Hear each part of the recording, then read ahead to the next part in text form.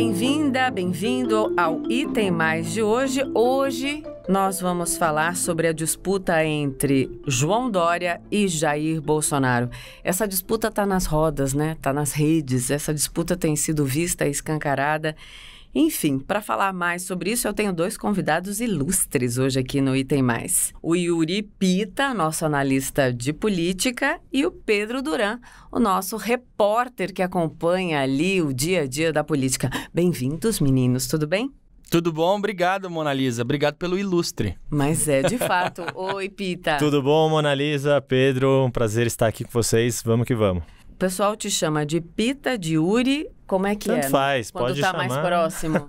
Não chamando de Yuri Pita com um tom de bronca, tá tudo certo, Então, né? quando eu falei só isso, porque o Pedro falou agora, olá, Mona Lisa. Mona Lisa era quando a casa tinha caído pra mim, assim. Mona Lisa! Mas no rádio me ensinaram que apelidar as pessoas pelo apelido é ruim, passa menos credibilidade. Não tem apelido, então... é só uma abreviação.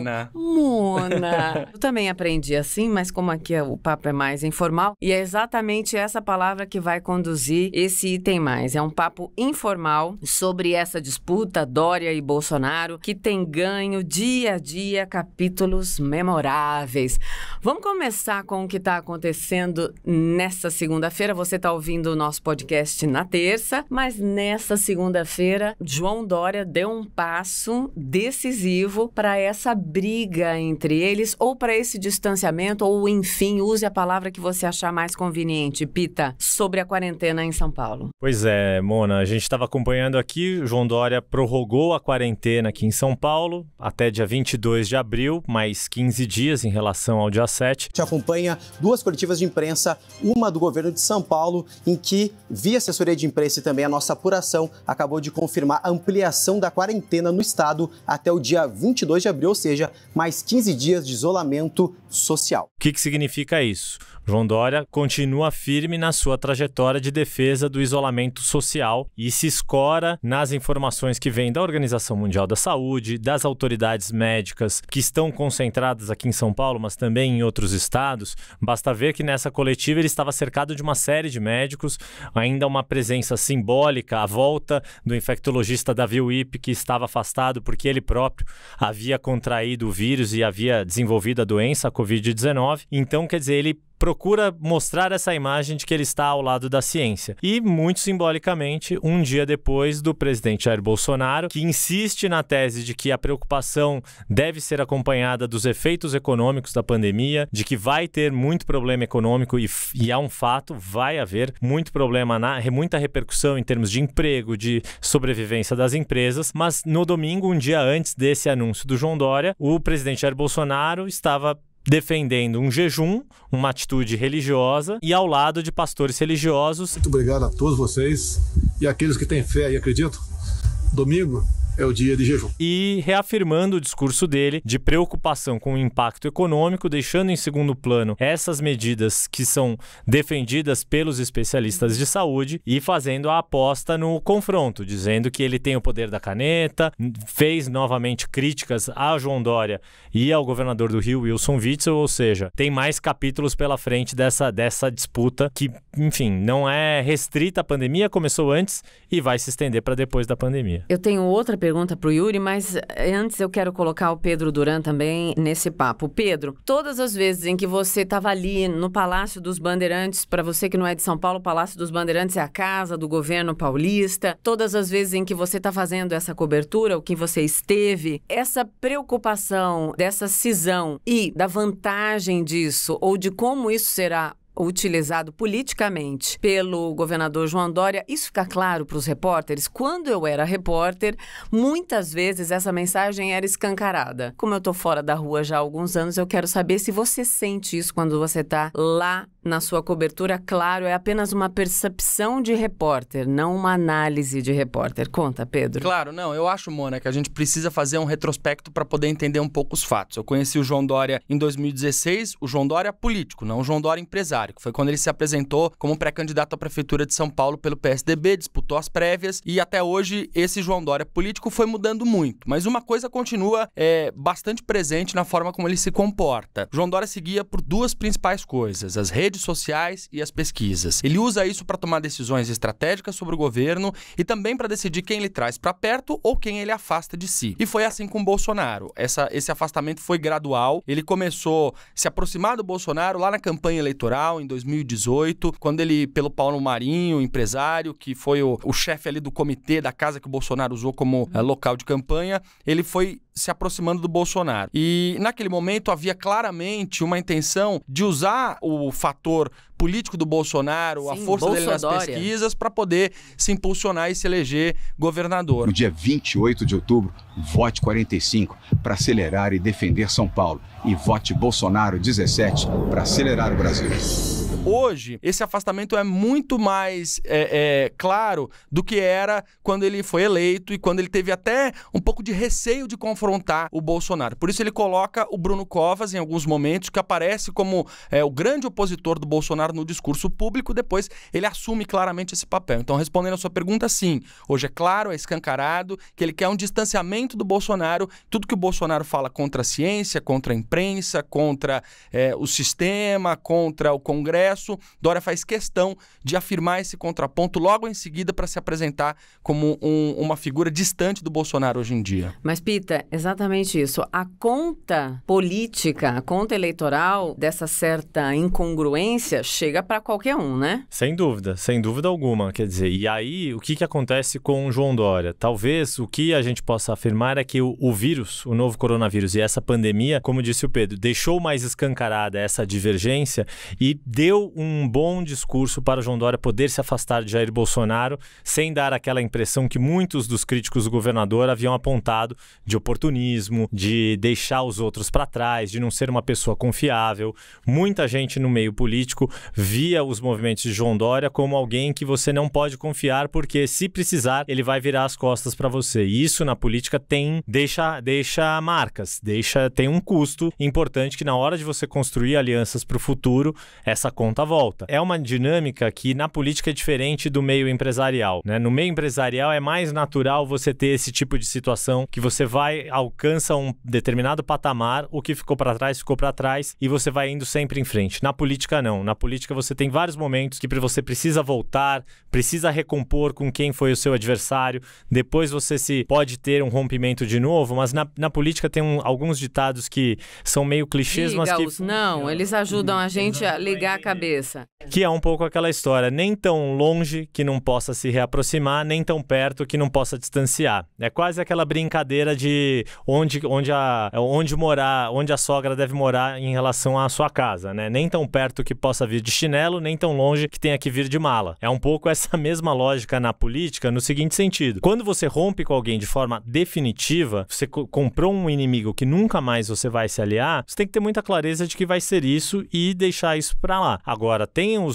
aqueles adversários que em um determinado momento, contra um terceiro adversário, você vai precisar recompor. Sim. E aí é a questão do quanto você rompe pontes. E aí a gente está falando de duas pessoas, Jair Bolsonaro, muito claramente, é a pessoa que rompe e não volta mais. Aconteceu isso com uma série de apoiadores dele. Mas com o governador Caiado, ele falou que ainda o ama. Sou apaixonado por ele, não vou brigar, né? Sou apaixonado pelo Caiado.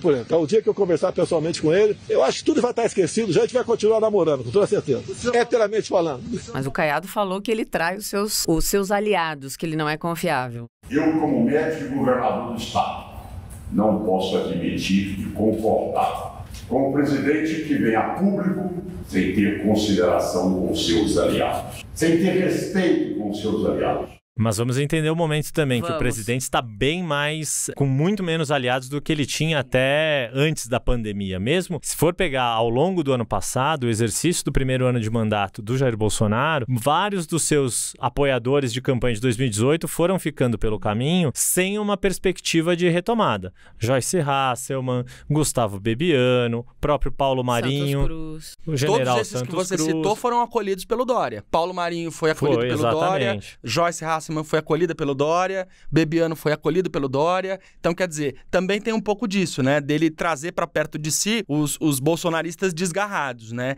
E isso também mostra a clareza do movimento de afastamento. Quando o Bolsonaro rompe com alguém e o Dória traz essa pessoa para perto de si, também é uma sinalização. E né? o senso de oportunidade. Vale lembrar, a gente não chegou a ser uma pessoa desgarrada, mas que vive em atritos com o presidente. O ministro da Justiça e Segurança Pública, Sérgio Moro. Houve um determinado momento no ano passado, parece que foi no século passado, mas foi só o ano passado, né, de tanta coisa que aconteceu. Mas houve um momento em que o desgaste estava muito forte entre Sérgio Moro e Jair Bolsonaro, chegou-se a ter um pouco de fofoca, será que o Moro fica ou não fica no governo?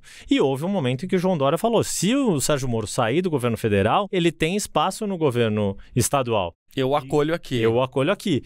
Quem que fez hoje esse movimento em relação a, né, nessa crise da pandemia do coronavírus foi quem você citou, mano. O Caiado, Ronaldo Caiado, governador de Goiás, falou, se o ministro da Saúde, Luiz Henrique Mandetta, sair do governo federal, certamente vai ter espaço no meu governo, porque, afinal de contas, eles são do mesmo partido, Caiado e Mandetta. Caiado foi um dos fiadores da entrada do Mandetta no ministério e o ministro da Saúde, sem querer ou por força das circunstâncias, acabou se tornando mais uma espécie de super-ministro dentro do governo Jair Bolsonaro.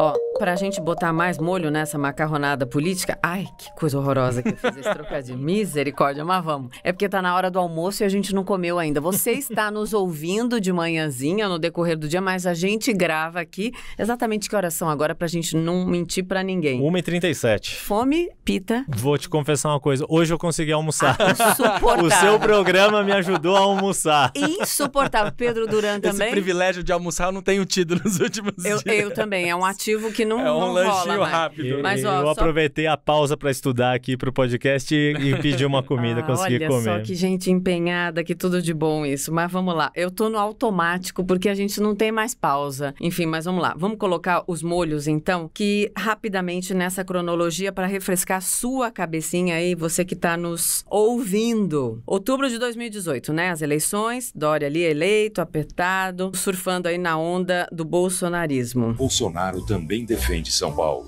Meu tocante ao Dória, quero agradecer o apoio dele. E eu sei que ele é uma oposição ao PT, somos oposição ao PT. E eu sei que o outro lado, o França, tem um apoio velado do PT. Davos, janeiro de 2019. Bolsonaro apresenta Dória como presidente. Protagonismo de Dória começa a preocupar. Enfim, aí, maio de 2019, Bolsonaro defende a transferência da Fórmula 1 para o Rio. Junho de 2019, dia D, protagonismo de Dória incomoda Bolsonaro. Agosto de 2019, Alexandre Frota expulso do PSL e se filia ao PSDB de João Dória. Janeiro de 2020, Bolsonaro almoça com desafetos de Dória em Santos e fala sobre a ponte dos Barreiros. Agora, em março de 2020, colapso do coronavírus e tudo incrementado. Fiz direito essa cronologia? Sim. Tem alguma coisa errada? Cabe ao repórter reportar os fatos, né? A gente fala que fatos são fatos, então esses aí são alguns fatos dessa cronologia do afastamento. Destacando aí Davos, em que, de fato, começa a incomodar o protagonismo do Dória ao Bolsonaro e aos mais próximos do Bolsonaro. Isso é que todos contaram. Mesmo assim, ele apresenta, lembra dessa cena, Yuri, que ele apresenta o Dória, fala, esse vai ser o futuro presidente do Brasil. Sim, e ali talvez o início dessa secessão, né? Quando conversei com interlocutores do Dória e do Bolsonaro, eles me apontaram os dois lados. Esse dia D de junho de 2019, que é quando eles se encontram aqui no Centro Paralímpico, em São Paulo, e fazem aquelas flexões.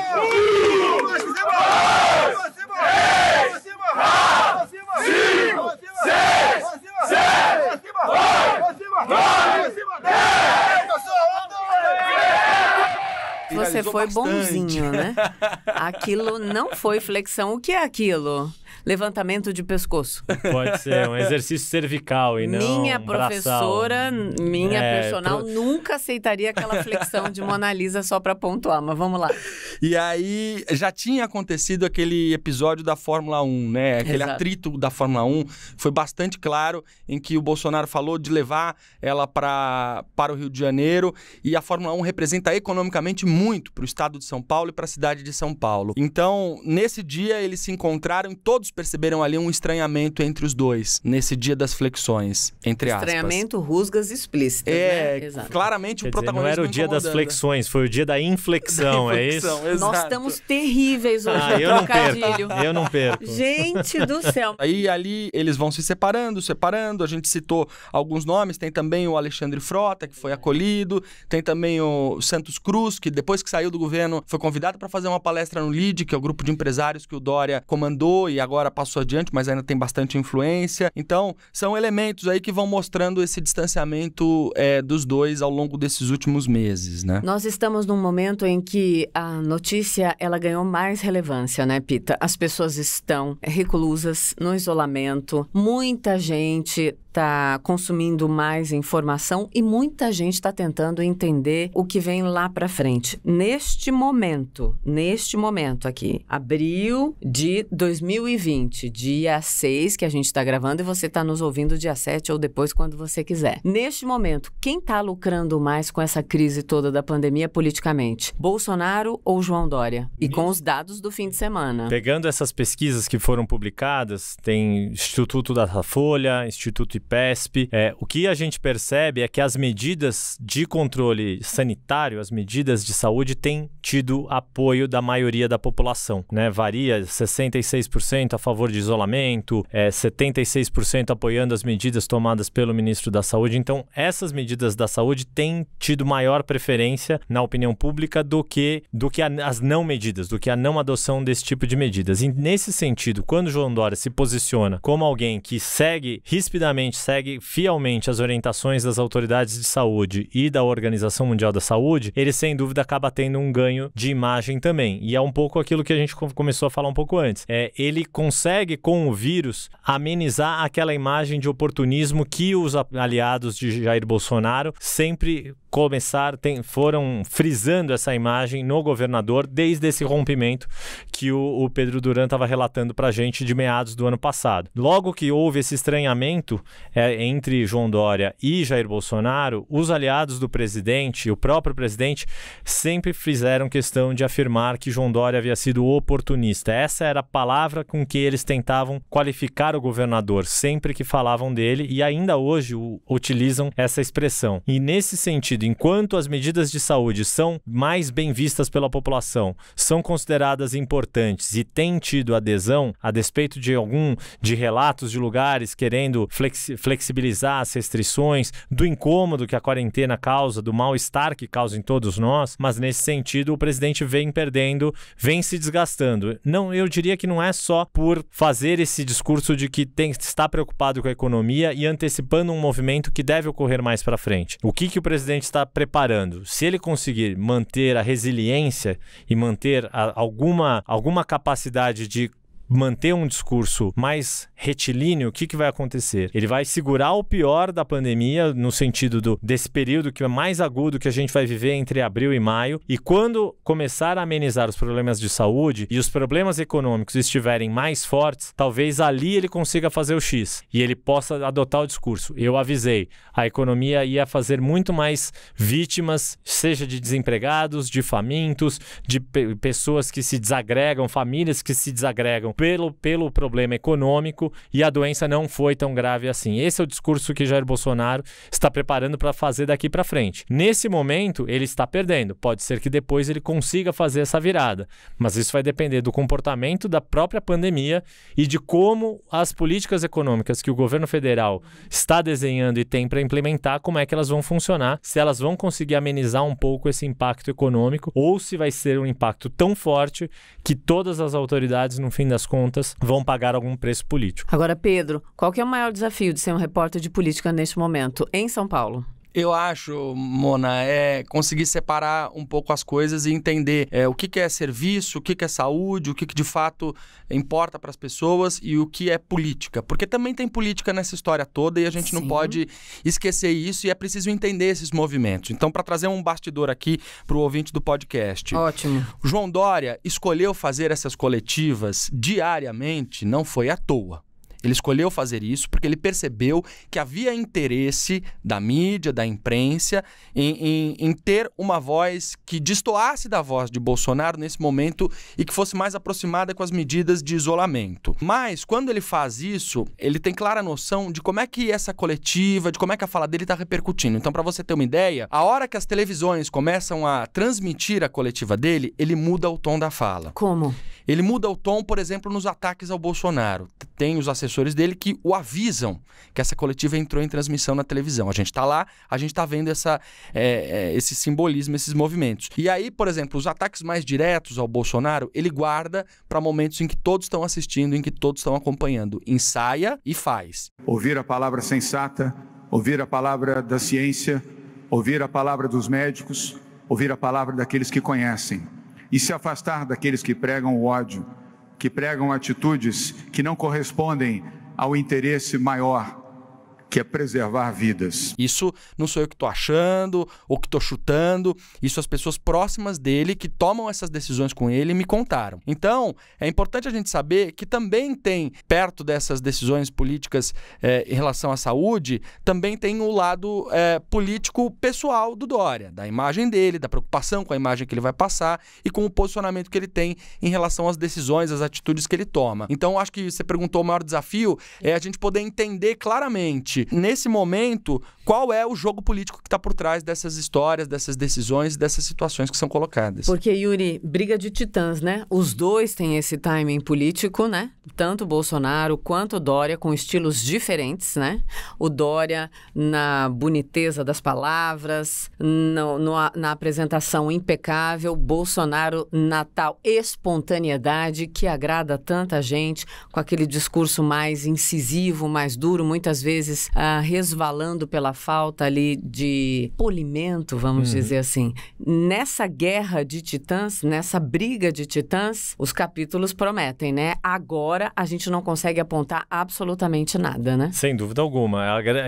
Parece que você leu meu pensamento, Mona, porque eu estava pensando exatamente... Isso é um elogio, porque pensamento de Yuri Pita é ouro para a Mona Lisa. Mas é exatamente isso, quer dizer, são estilos de comunicação muito diferentes, né? E a comunicação é um elemento essencial da política. E aí, já que é pra gente usar um pouco de pensamento, eu tenho relido e repensado muitas coisas que eu estudei de um sociólogo alemão chamado Max Weber, que é famosíssimo. Enfim, e ele tem um grande trabalho dele sobre a política, que chama a Política como Vocação. E um dos temas que ele adota é a diferença entre a ética da convicção e a ética da responsabilidade. Nesse sentido, o João Dória está apostando na ética da responsabilidade como líder político. Ele pode até, como empresário, entender que a atividade econômica é importante, que as empresas estão ameaçadas, que os trabalhadores estão ameaçados, mas ele entende que a responsabilidade dele, enquanto governante nesse momento, é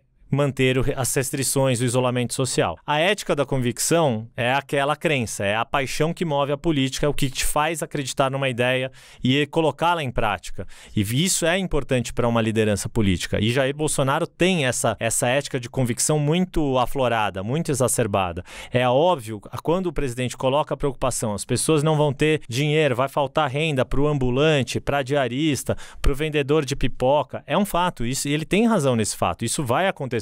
A questão é como que o Estado brasileiro, o Brasil enquanto o poder público brasileiro, e isso é uma tarefa essencialmente do governo federal, porque ele pode tomar dívida, ele pode fazer dívida para colocar dinheiro na mão das pessoas, como que ele vai fazer isso? E isso me chamou a atenção, por que eu recorri a essa explicação da convicção e da responsabilidade? Na semana passada, o Jair Bolsonaro obteve um apoio importante para ele e para o seu meio, que foi do ex-comandante do Exército, o general Eduardo Vilas Boas. E nesse comunicado, nessa postagem que o general Eduardo Vilas Boas fala, ele elogia justamente a convicção do presidente. A coragem. A coragem, a perseverança. As pessoas podem discordar do presidente, mas tem que reconhecer a coragem, a perseverança em defender aquilo que é importante para o povo e tudo mais. Então, isso é a aposta dele, de que essa convicção lá para frente vai soar como mais genuína. Os seus aliados têm falado isso. Um dos aliados que mais tem saído em defesa do presidente fora do governo federal, porque acabou de sair sair, mas que está lá no Congresso Nacional, que é o deputado Osmar Terra, foi ministro da Cidadania, ele tem dito muito isso, elogiado a coragem do presidente de fazer um discurso contra-majoritário, né? Nesse sentido de enfrentar essa hegemonia do discurso que está em defesa do isolamento, de não se deixar levar pelo discurso majoritário e manter a sua convicção e naquilo que ele acredita. Quem que vai ganhar essa disputa depois não tem muito como antever, mas o que de fato está colocado nisso é qual discurso vai fazer mais força. Se é essa convicção, se essa vontade, essa paixão no seu discurso e no modo de falar com um cidadão que vai ser mais atingido, o ambulante, o informal, o autônomo, ou se é esse discurso da responsabilidade que o João Dória vem adotando e trouxe para si e acabou incorporando nele mais do que nos outros governadores. Eu acho que a grande interrogação, né, Yuri, que fica na nossa cabeça agora, que acompanha e cobre política, é como vão ser as próximas eleições para prefeito, que por enquanto estão em outubro, talvez sejam adiadas, mas certamente vão ser realizadas logo depois desse momento mais crítico e crucial do coronavírus. E aí, esse antagonismo do Dória com o Bolsonaro e de outros líderes políticos vai aparecer na campanha eleitoral. Sem dúvida E aí alguma. vai ser o termômetro para a gente saber qual dos dois discursos teve mais efetividade do ponto de vista da população. Mas lembrando que a cidade de São Paulo tem um recorte muito único, a cidade né? de São Paulo, ela é uma eleição que naturalmente se nacionaliza. São Paulo elegeu Luiz Erundina, elegeu Marta Suplicy, elegeu Fernando Haddad em épocas de grandes crises nacionais, né? Aqui o recorte, ele é diferente e tem um porquê, né? Sem dúvida. Não, é a maior eleição das eleições municipais, é o terceiro maior orçamento público do país, enfim, tem todas essas características. Agora, sobre as eleições municipais deste ano, se elas realmente ocorrerem este ano, tudo indica que sim, se não for em outubro, talvez em dezembro, existe uma resistência em aumentar o mandato dos atuais prefeitos, que faz sentido, porque inclusive poderia provocar algum tipo de questionamento jurídico futuramente. Imagina se o atual prefeito fica, por exemplo, até fevereiro do ano que vem. Os 2 meses do ano que vem, será que essas medidas que eles tomarem não vão ser questionadas futuramente, porque o mandato deveria ser de outro, enfim. E há uma grande preocupação no meio político e ninguém tem a resposta certa se é melhor ou pior essas eleições serem realizadas tão próximo de depois da pandemia. No fundo, todos os prefeitos que puderem concorrer à reeleição ou tiverem um candidato sob seu apadrinhamento, um sucessor muito claro, naturalmente vai haver uma posição de referendo sobre a atitude que aquele prefeito tomou em meio à pandemia. Se o que ele fez teve aprovação da população ou não teve. Então, praticamente o jogo fica zerado nesse momento. Em relação aos 3 anos do mandato atual dos prefeitos, pode ser que muita coisa que tenha sido feita antes se perca, independente de ter sido melhor ou pior, de ter sido boa ou ruim, porque a atitude do que acontecer em relação à pandemia, se os problemas de saúde, se houver uma catástrofe em termos de muitas perdas de vidas, de colapso de sistema de saúde, imagens muito fortes nisso, ou se o problema vai ser mais econômico, de desemprego, de aumento de morador de rua nas grandes cidades, de problemas de habitação, de saúde, etc. Então, é uma eleição que vai ser muito sui generis. Meninos, Pedro Duran e Yuri Pita, muito obrigada por esse papo.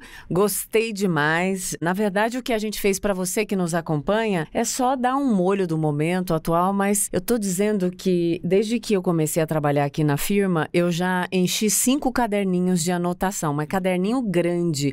As minhas anotações não estão tendo prazo de validade de 12 horas e muitas delas são sobre o noticiário político também.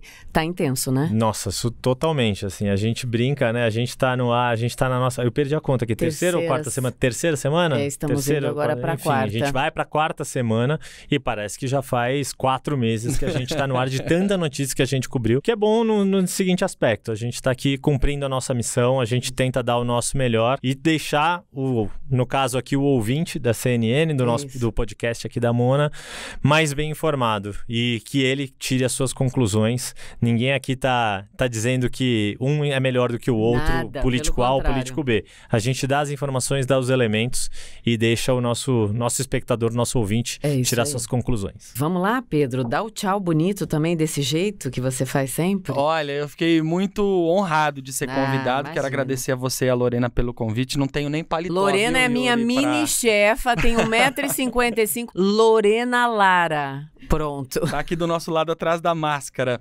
Mas... E tem mais, né, Mona? Tem muita coisa pela frente aí. 4 semanas e olha... É isso. A gente ainda vai voltar aqui, né, Pedro? Opa! E aí, Tomara. Ou a assim próxima que vez convidar, a eu gente trago volta. bombons. Pode ser pra sobremesa? Combinado. Então pronto. Legal. Obrigada, meninos. Obrigado, Beijo. Mona. Beijão. Foi um prazer. Beijo pra todo mundo. Valeu. O prazer foi meu. E amanhã tem mais. É isso aí, aqui na CNN. Beijo. A gente se vê. Não, a gente se ouve amanhã. Tchau.